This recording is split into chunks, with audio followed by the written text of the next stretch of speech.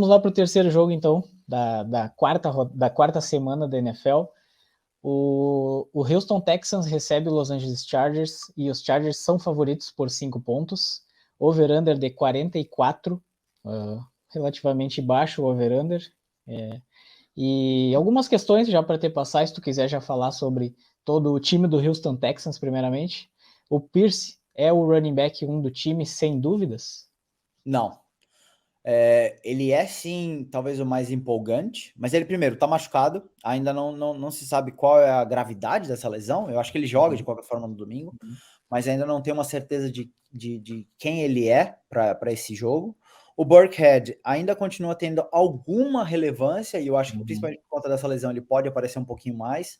Então, por mais que eu goste do Dameon Pierce, eu gostaria de avisar as pessoas nas quais tem ele, né? Cuidado, porque você pode se decepcionar um pouquinho. É isso. Outro alvo que eu vejo interessante de compra é Brandon Cooks, tá? Para mim, eu acho que é um bom alvo que está em baixa no Houston Texans. Até eu vi uma comparação muito parecida. Não me lembro de quem que eu vi uma comparação, eu achei bem interessante. O Brandon Cooks é mais ou menos hoje o Sid Lamb com o Cooper Rush, que é um bom recebedor com um quarterback muito fraco, né? Ele é o wide receiver claro do time, mas tem um quarterback que produz muito pouco. Então acho que ele pode ser uma boa compra pro restante da temporada. Cara, o ano passado eu tinha muito o Brandon Cooks como aquele herói que ninguém presta atenção, sabe? Assim, tipo, completamente underrated, ninguém prestava muita atenção nele, mas ele funcionava toda semana, ele te garantia ali um piso muito bom. Esse ano eu tô muito preocupado com relação ao catch rate que ele tem, que está em torno de 50%, um pouco mais baixo, inclusive. Isso é um problema muito grande, porque você espera que pelo menos um wide receiver, do time, tenha uma porcentagem maior de pegar passes.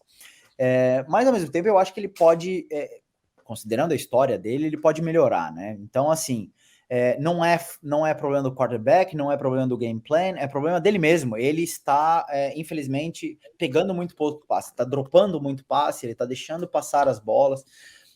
Então eu tenho um pequeno alerta, digamos assim. Mas sim, com certeza, considerando o time do Texans como um todo, ele talvez seja o principal nome, talvez seja o nome mais seguro, se você vai escolher entre todos os jogadores do Texans hoje disponíveis, talvez o nome mais seguro para que você garanta ali alguns pontos. Eu gosto bastante do nome do Cooks. E o Felipe Félix está conosco aqui no chat, falando aí, o Pierce treinou full hoje, mas mesmo Boa. assim a gente viu no último jogo, né, o Burkhead ainda tem bastante porcentagem de snap, né, isso preocupa um pouquinho. A gente achou que o Pierce fosse dominar de forma muito clara, mas ainda não, né. Eu acho que é outro ponto que está sendo falado, que é a questão, o game script, né? Provavelmente o Texans vai ter que correr atrás do placar, e aí essa questão é quanto que o Pierce acaba sendo envolvido nesse jogo, considerando que o Burkhead ainda pega passes, né? Ele não é um baita running back, mas ele ainda está fazendo parte desse jogo. Isso aí, principalmente contra os Chargers, né, acho que o game script é muito claro, né, dos Chargers na frente do placar a maioria do tempo. Sim. Aqui o Felipe também comentando conosco, queria muito o Cooks nos Packers. Comente sobre o seu time, Tem Mafra. 3 anos que eu quero isso também, sendo bem sincero. Como eu falei, é o tipo de cara que ninguém dá muito valor, ele é meio que um herói que ninguém presta muita atenção. Adoraria ele no time. Eu acho que ele é um cara que produziu muito bem com quarterbacks extremamente questionáveis, né? Tyrod Taylor em 2019, 2020, aliás, 2021 com o David Mills, que ainda era rookie, ainda estava começando.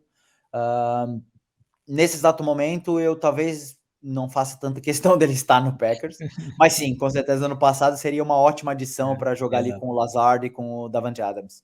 É isso. Também deixar aqui boa noite pro Borlini, já deixando aqui um Skol Vikings. A gente já falou do time dele, que é favorito, né, para a rodada. Deixando aqui um tamo junto, Mafra, mais um dos parceiros do Mafra aí na live. E Grande deixando amigo um meu, salve. grande amigo meu, eu gosto muito do Richard, ele chama Richard, é um Uhum. salve para a Cecília, a filha dele, então assim, ó, Richard tá aqui no coração, né, é um pessoal muito bacana. Pô, bacana. Vamos passar para os Chargers aí, então, falar um pouquinho desse ataque que a gente espera que seja muito explosivo e não tem sido tanto, né? O Herbert, será que está 100% para o jogo? Acredito que sim, né? Ele jogou o último jogo até baleado, deve jogar esse também. E te pergunto, o Eckler preocupa para o restante da temporada? tive uma discussão dessa com uma liga de Dynasty, assim, eu acho que ele tá produzindo menos do que acho que o hype que foi criado ao redor dele. Muita gente tinha ele como wide receiver, running back 3 ou running back 4, e eu acho que, considerando esse nível, ele tá muito abaixo. Eu tinha ele um pouco mais abaixo, pelo menos um tier abaixo desses principais running backs, então para mim ele tá sim produzindo um pouco menos, mas não absurdamente abaixo daquilo ali. Ele estava saindo dentro do top 5, né? Ele não está se pagando Exato. esse preço nesse momento, né? Exato. Eu não havia colocado ele de qualquer forma nesse grupo, porém eu entendo que a frustração tenha sido grande. O Ekeler, como ele próprio disse no final da temporada passada e no começo dessa temporada, que ele não queria ter esse protagonismo absurdo e ser o cara, principalmente do fantasy, ele até menciona a questão do fantasy, o que eu acho meio curioso, mas ele queria ter um pouquinho de mais outros running backs jogando com ele para que ele pudesse ficar saudável. Porém, eu acho que chegando agora outubro, novembro, em que as coisas começam a mudar um pouco, o clima fica mais frio, você começa a ter mais uma importância de running backs maiores, eu acho que ele vai começar a produzir mais. Então é muito a expectativa de que para os próximos 2, 3 jogos ele ainda não vai ser esse cara. Porém, para o longo prazo, é um cara que eu pelo menos gostaria de ter no time. Com certeza. Emendando sobre os wide receivers, se tu quiser comentar um pouquinho sobre os recebedores dos Chargers, o Mike Williams eu até coloquei na pauta, sempre um boom ou bust, né? Ele uma semana vai muito bem, na outra semana vai muito mal. Confiei muito nele em algumas ligas, eu tenho acho que ele em mais ligas do que eu gostaria de ter nesse exato momento. Mas é um cara que eu gosto muito, eu acho que ele é muito talentoso, mas é como você falou, ele acaba, infelizmente, por N motivos, acaba sendo meio boom or bust, assim. Então ele vai ter semanas em que ele vai fazer 5, 6 pontos e vai ter semana que ele vai fazer 25, 30 pontos. É difícil prever, então é o cara que você precisa ter ao redor dele ali uma base muito interessante. Porém, em termos de talento, ele é muito bom. Eu acho que ele é um excelente wide receiver como jogador, né? E o fato de você ter o Keenan Allen inconstante no sentido de aparecer ou não para o jogo, por questões de lesões, você acaba tendo um número de targets muito grandes para cima do Mike Williams, né? Importante lembrar que também o Josh Palmer e o DeAndre Carter, eles acabam aparecendo também, e dependendo da liga que você tiver, ou do desespero que você tiver nesse exato momento, vale a pena também ter esses dois jogadores e talvez startar um deles para o jogo de domingo. O Joshua Palmer, inclusive, foi bem nos últimos 2 jogos, né? Sim. Teve 8 e 9 targets nos últimos 2 jogos. Bem interessante. Principalmente contra essa secundária, eu acho, do Houston Texans.